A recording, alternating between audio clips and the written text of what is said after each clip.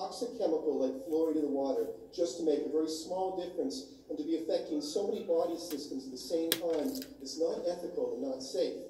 Now, the Food and Drug Administration accepts the fact that fluoride is a drug, not a nutrient when used to prevent disease. By definition, therefore, fluoridating water is a form of medication.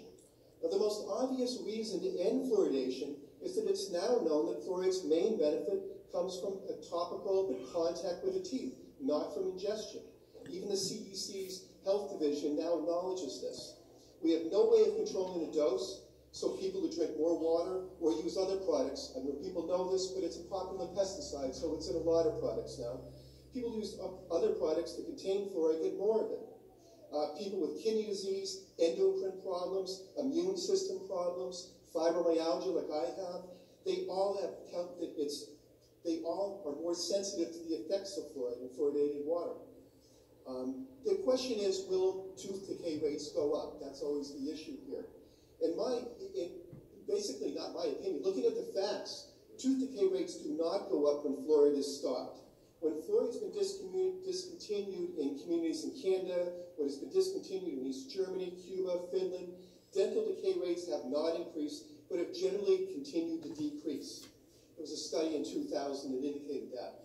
Large-scale studies in the United States failed to find any meaningful difference with the cavity rates of fluoridated and non-fluoridated communities. National Institute of Dental Research, which was cited in the Cochrane Commission, which is known to be the gold standard for these things, and the NIDR study was interesting because it included the town of Sudbury.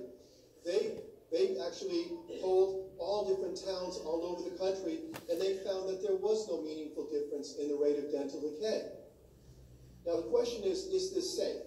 According to the National Research Council, it's apparent that fluoride has the ability to interfere with numerous functions of the brain.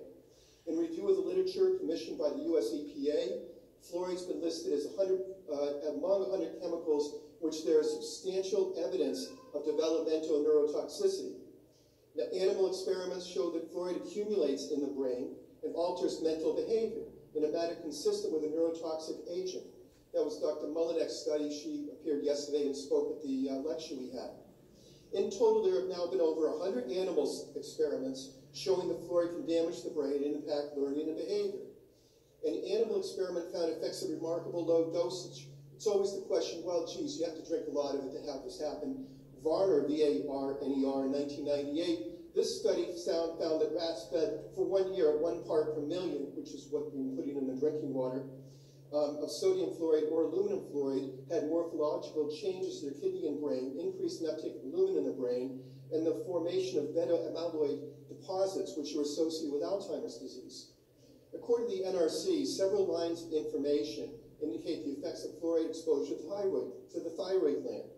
According to the clinical study by Gayetti, the thyroid function of hyperthyroid patients, that's underactive thyroid patients, was effectively reduced at just 2.3 to 4.5 milligrams of fluoride iodine. To put this in perspective, the Department of Health and Human Services in 1991 estimated total fluoride exposure in fluoridated communities ranged from 1.6 to 6.6 milligrams a day.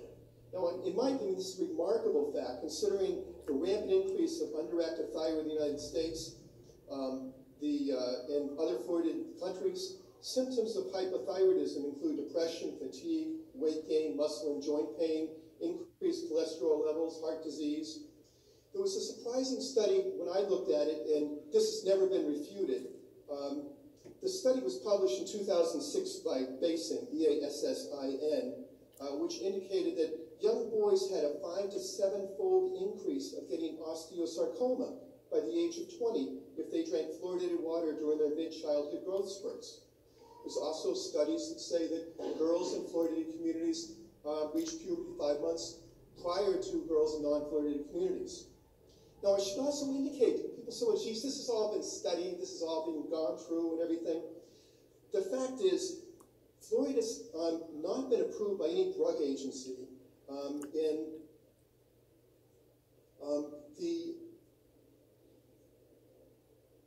no water company has, no random clinical trials have been ever assessed on this drug fluoride. Like all other drugs, it has to go through that. So No clinical trials were done. We know it's dangerous. We know it doesn't work. I'm not sure why we put it in the water. One thing that's interesting, if you vote no on this article, which would effectively keep fluoride in the water, you were doing something that a doctor would not be able to do.